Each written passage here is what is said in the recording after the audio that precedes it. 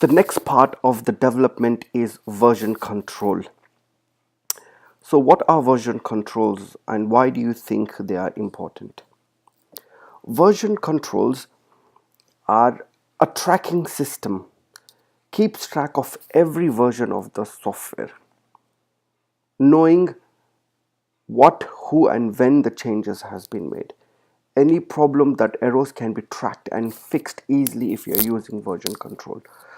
It can be easily coordinated within the team.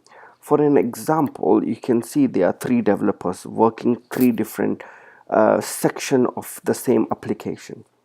So one developer can commit which is updating to the central repository. This is the main repository which is the code. All these three developers are working on the same code, and this developer 1 updates, this developer 2 can update, this developer 3 can update. What updates happen is if this developer has export his coding to the central repository, that coding can be seen and can be visible by this developer by updating.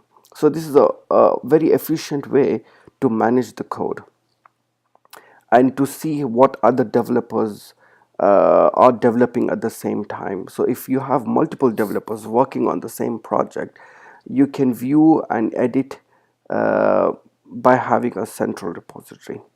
And also every update, so you can see we have developed a small code at stage 1 and we have added more codes at stage 1.5 and add more codes at 2.0.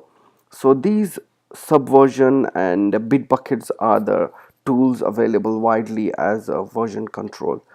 So if developer has made a mistake at the stage 1.5, with these version control you can go back and restore the coding where it was in a working condition.